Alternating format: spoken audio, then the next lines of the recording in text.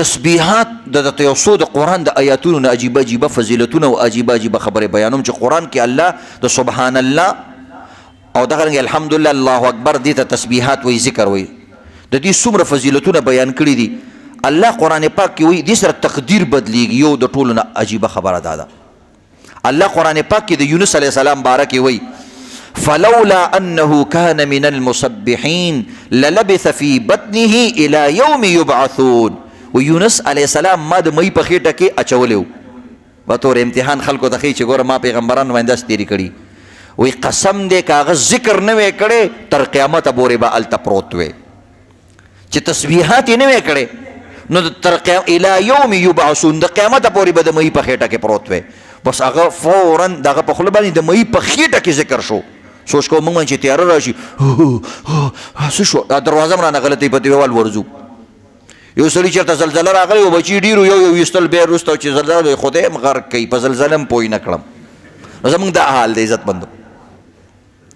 او یونس علیه السلام د مئی په خېټه کې لا اله الا انت سبحانک انی کنت من الظالمین. الله وایي ما رابار دومره بهترین عزتمندو دا د یونس علیه السلام دی. دغه د داود علیه السلام باره کې الله وایي وسخرنا مع داود الجبال یسبحنا والطیر.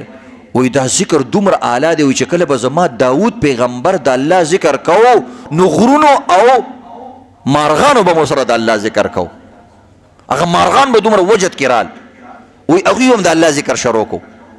او زمونږ چې یو بل سړی ذکر کوي بل ورته وایي ځان مه ښایه په ارام کښېنه د تسبیح دې جب کې دننه کا که هغه ځان هم ښه عزت یې وکړه که نه داسې بغیر ځان ښودلې ته وکړه.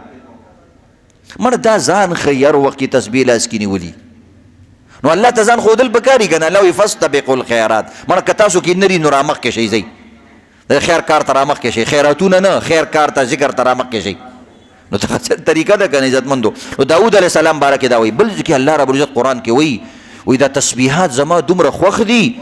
الم تر ان الله یسبح له من فی السماوات والارض. وی تاسو ته یو ناشنا خبر وکم تاسو ته پته شته ګوره دې انداز کې وی پته درته شته وی دا څومره ځمکې اسمان کې چې څومره شی دا ټول زما ذکر کوي.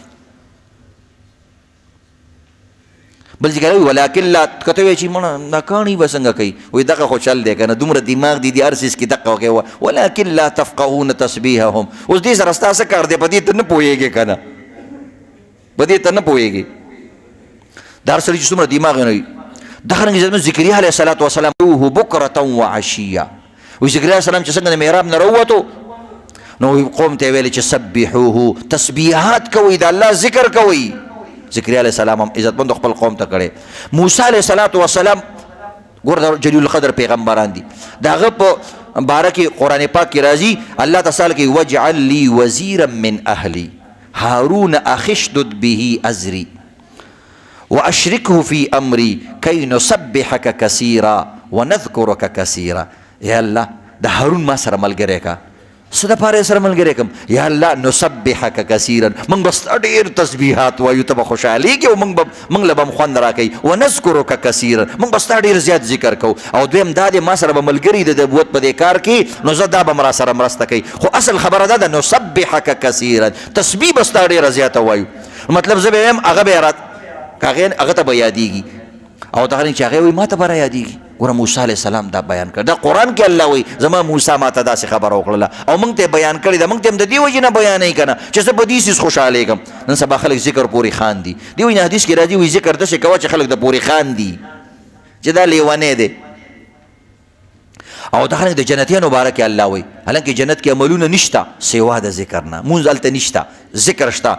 دعواهم فیها سبحانک اللهم وتحیتهم فیها سلام. وی جنتین بم چې کوم دی سبحانک اللهم وی هلته ذکر به هغوی هم کوي سبحان الله الحمدلله دا ذکر به کوي. دغه رنګ فرشتو باره کې الله قرآن کوي والملائکة یسبحون بحمد ربهم ویستغفرون لمن فی الارض. وی فرشتي هم د الله ذکر کوي او دعاګانې هم کوي د بعضو بندګانو دپاره. او ګوره قرآن پاک کې الله رب یو بل آیات کې د ذکر باره کې او د تسبیحاتو باره کې عجیبه خبره کړې وسبح بحمد ربک قبل طلوع الشمس وقبل غروبها ومن آناء الليل فسبح واطراف النهار لعلك ترضى. ذکر د پاره لوي د نور نه مخکم کوا، د نور پریوتونه بعدم کوا، د ورځې په طرفونو کوا، ومن آناء الليل او د شپې کوا. یعنی دې لپاره خاص ټیم نه، هر ټیم کې د الله ذکر کوا. دی وجه عزت مندو دا ډېر بهترین دی. دغه نبی علیہ الصلوۃ والسلام ته الله رب عزت یو نسخه ښودلې ده.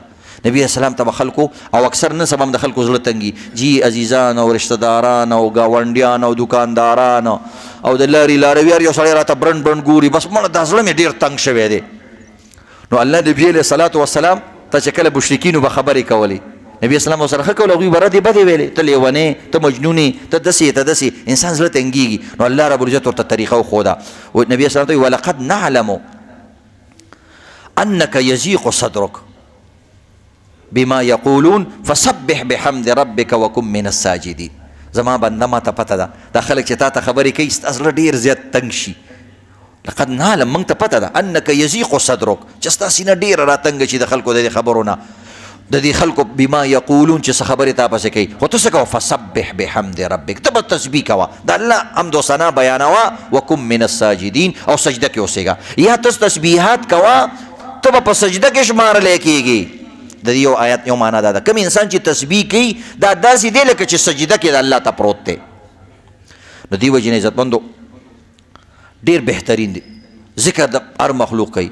دغه رنګې د ژوند هېڅ پته نه لګي. نبي علیه الصلاة والسلام چې کله عمر پوره شو، اخري عمل چې نبي علیه السلام ته ښودل شوی دی هغه هم تسبیحات دي.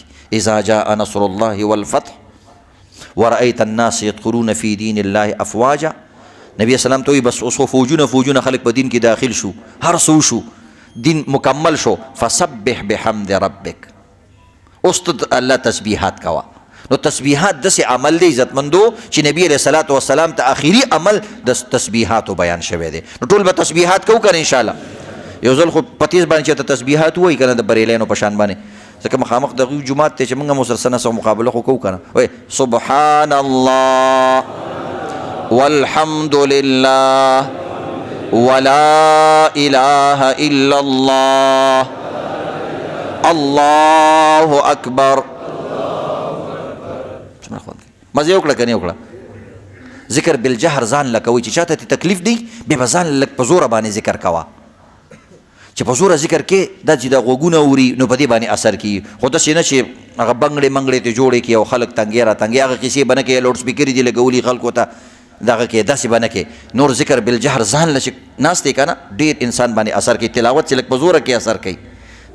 نو د دې خیال ساتئ.